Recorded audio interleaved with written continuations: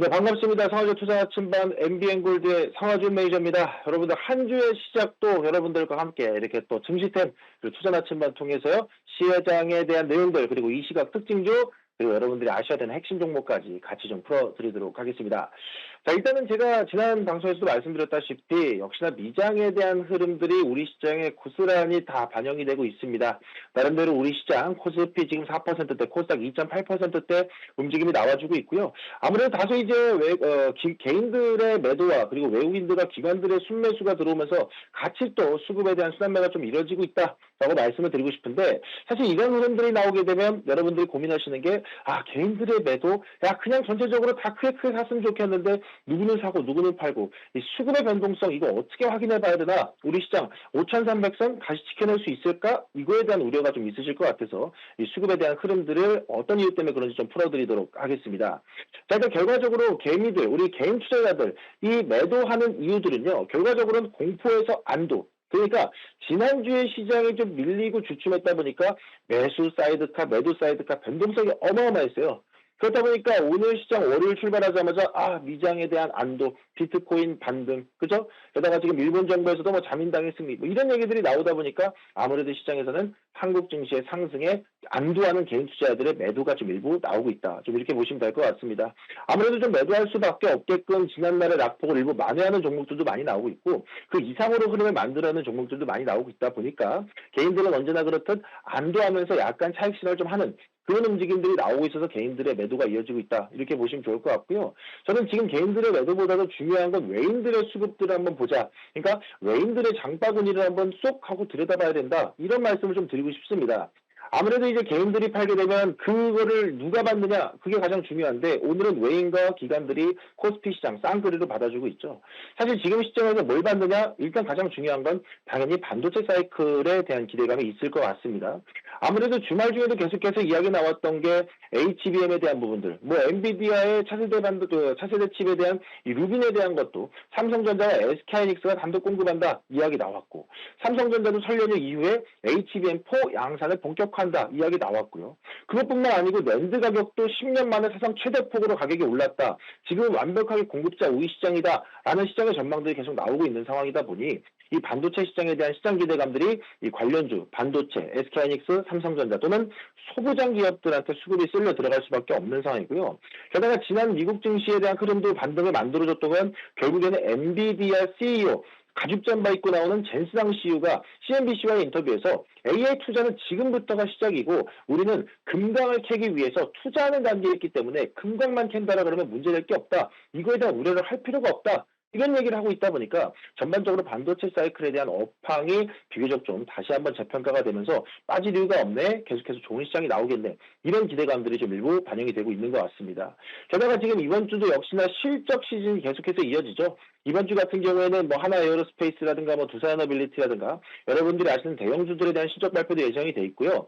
미국 시장에서도 보게 되면은 뭐 반도체 소부장 주요 기업들에 대한 실적도 맞물려 있다 보니까 외인들이 이런 흐름들을 어떻게 참고하는지 이 흐름들을 참고해서 장바구니에 뭘 담는지 이런 것들을 여러분들 잘 보시면 좋다라는 말씀 드리겠습니다.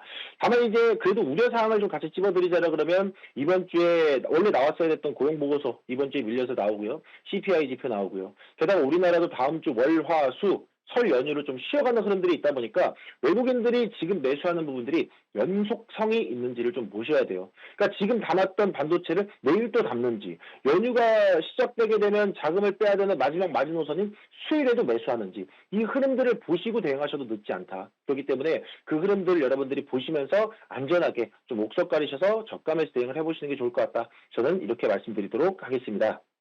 자, 그러면 이 시각 튀는 종목, 이 시각 특징주 한 종목 좀 같이 풀어드리면서 가야 될 것 같은데요. 이 시각 특징주는요, 저는 일단 키움증권 지금 약 10%대 상승이 나오고 있습니다. 사실 지금 이 증권사들에 대한 시장 기대치는 상당히 높은 상황이죠. 방금 전에도 미래에셋증권에 대한 실적 발표가 나왔는데 상당히 또 서프라이즈성 실적이 잘 나왔다 보니까 비교적 좀 상당히 좋은 움직임이 나오는데 사실 증권사들의 이 움직임은요, 그럴 수밖에 없지 않나라는 생각을 하셔야 돼요. 아무래도 시장이 위아래로 널뛰기를 하고 매수 사이드카, 매도 사이드카가 터지게 되면 개인 투자자들은 너무나도 머리가 아프고 힘들죠. 하지만 그런 시장이 반복될수록 증권사는 미소를 띱니다.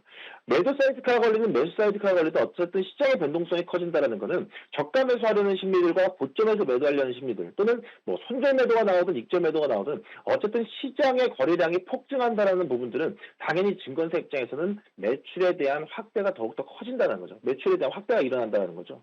그렇다 보니까 현 시점에서는 하루 거래 대금이 막 60조 원을 넘어서고 뭐 개인 투자 예탁금들이 계속해서 뭐 100조 원 넘어서는 흐름들이 나오고 있다 보니 이런 시장의 흐름 속에서 여전히 미래에셋증권이라든가 키움증권 이런 증권사들에 대한 이 실적 레버리지는 더욱더 강하게 쌓일 수밖에 없다. 그래서 실적의 방향성과는 무관하게 거래 빈도 자체가 수익이 되는 구간에 와 있다는 걸 한번 보시면 좋을 것 같고요.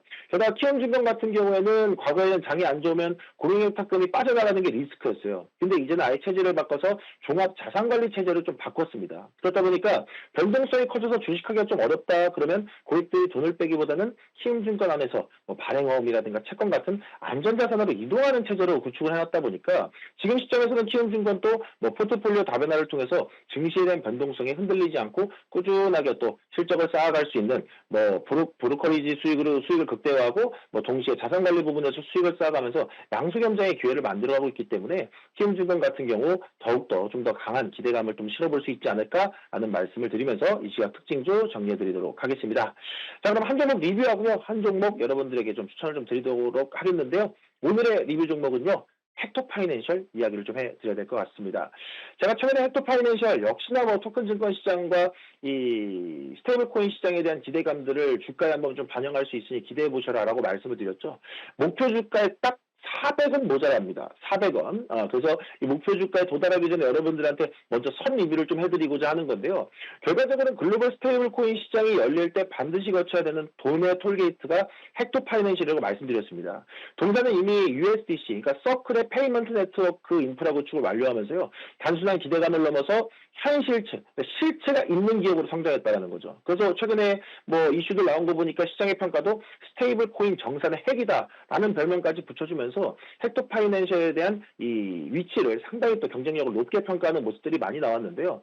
아시겠지만 이제 우리나라 국내 가상계좌 점유율 1위라는 독보적 지위도 가지고 있기 때문에 정말 우리나라 정부에서 국회에서 뭔가 이 가상자산법, 스테이블 코인 그리고 토큰 증권 시장에 대한 이 법제화를 조금 더 발빠르게 해준다라 그러면 구정전에 다시 한번 스테이블 코인 시장의 사이클이 돌아올 수 있다. 그러면 그 중에서 역시나 제가 제시드렸던 헥토파이낸셜이 좀 더 강한 움직임이 나올 수 있기 때문에 저는 목표 주가 도달한다고 하면 어느 정도는 부분 차익실현 하시고 나머지는 조금 더 높게 지켜보셔도 좋을 것 같다. 그래서 이번 목표가 달성하게 되면 제가 다시 한번 또 리뷰해드리도록 할 테니까요. 함께하고 계신 분들, 수익 중이신 분들 축하드린다는 말씀 전해드리도록 하겠습니다. 자, 그럼 오늘의 핵심 종목, 오늘 여러분들이 꼭 지켜보셨으면 좋겠다는 종목 한 종목 설명드리겠습니다. 오늘의 제시 종목은요. 대한전선 이야기를 해드리도록 하겠습니다. 제가 최근에 이제 전선과 전력 인프라 관련된 종목들의 중요도를 상당히 많이 강조를 드렸습니다. 이전에 말씀드렸던 산일전기, 일진전기도 강한 움직임이 나오고 있는데요. 그와 동시에 대한전선에 대한 흐름도 같이 보셔라 말씀드리도록 하겠습니다. 이 대한전선 같은 경우에는 국내 2위 전선 기업으로서요. 산업혈관이라고 불리는 전력 케이블 그리고 통신 케이블을 주력으로 생산하는 기업이 되겠습니다. 최근에 실적의 질이 상당히 많이 좋아졌다는 게 투자 포인트가 될 수 있을 것 같은데요. 지난 4분기 매출이 1조 원인데 영업이익이 전년 대비 무려 99%나 급증했습니다. 이게 무슨 뜻이냐면 예전처럼 저가 수주 경쟁을 하는 게 아니라 실제로 기술력이 필요한 비싼 제품들, 즉 초고압 케이블 위주로 선별 수주한 게 먹혀들었다는 얘기입니다. 그래서 이전에 받아뒀던 고마진 수주 물량이 본격적으로 매출로 찍히다 보니까 앞으로 실적에 대한 기대감들이 주가에 반영된다 그러면 추가적인 상단을 좀 더 열어놓아도 좋다. 좀 이렇게 말씀드리도록 하겠고요. 게다가 지금 시장 환경 자체가 미국도 그렇고 유럽도 그렇고 이 노후돼서 교체해야 되는 전력망들이 상당히 많죠.